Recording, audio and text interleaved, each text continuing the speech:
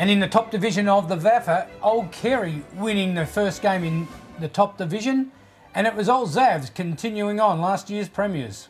Well, Old Trinity must have thought that they had the game in the bag at three-quarter time, Kev. I'll tell you what, Old Carey, they never give up and they stormed home. It must have been a great win, their first in A grade. Their better players were Luke Crozier and Jared Reid, along with Julian Rowe and Chris Laidlaw. Yeah, Lachlan McQueen Miscamble also among the better players, and Alistair Parton was good too. Dolly.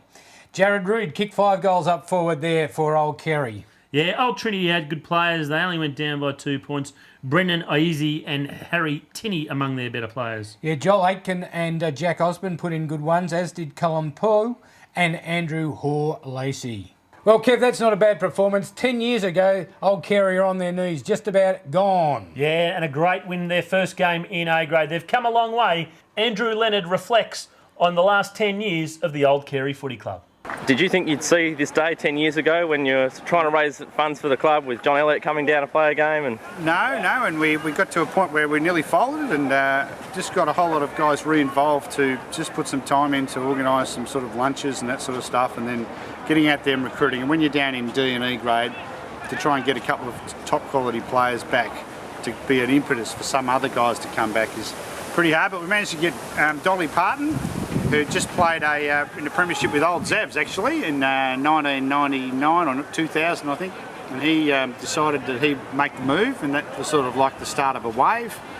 So in the last 8 years we've played in the finals 6 times, we've played in 4 grand finals, and we've won 2 premierships, so we're pretty excited about the start today, and we're going to be an impression in A grade. I imagine the resources required for going up in Premier are more than what they were in Premier B. How does the club resource that sort of thing? It's very hard, and each time we've come up the grades we need to put more resources in. We had a budget in D1 when we won that flag of around about $65,000-$70,000 we ran the club for.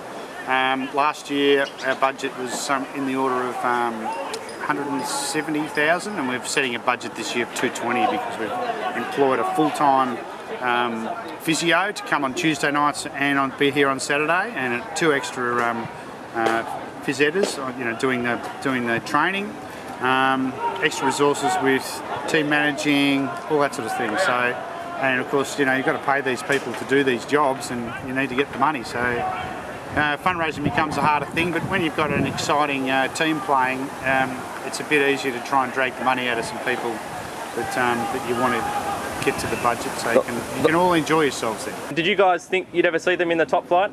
Probably not in our lifetime.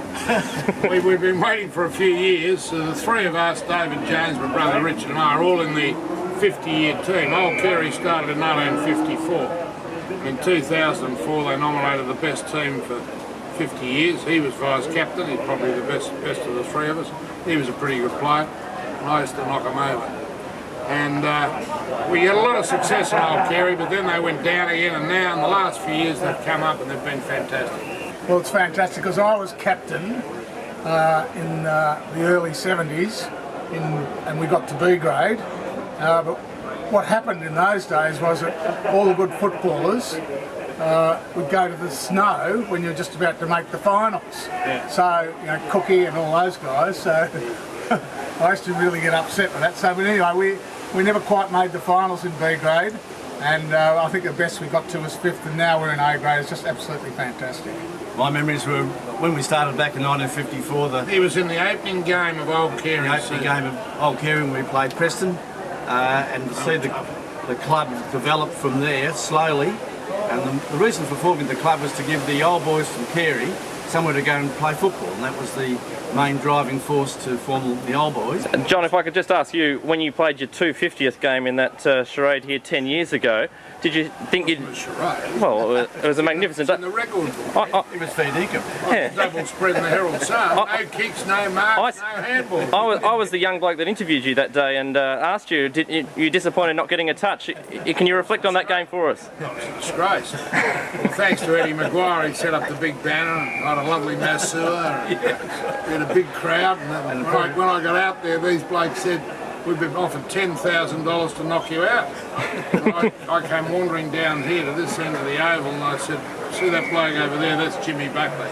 If you knock me out, he'll knock you out, but you'll never get up to get the 10,000." Did you think the club would be in its position now when it was there? Because it was really struggling 10 years ago. Yeah, we made 20,000 on that day. It was a pretty good day. That was one of the reasons for it. It's been a very long build-up to get to this position. One of the good things about Old Carey is that the schools support this club very well. We don't have to pay rent on our ground and things like that, and it's been fantastic, and they provide all the facilities for us, and that's been going on for many years, and it's just been a terrific support from the Carey Grammar School. Enjoy the game today, guys, and best luck to Old Carey this year. And Big Jack Sports Wrap will be back on June the 2nd on Channel 31. We'll make sure we tune in.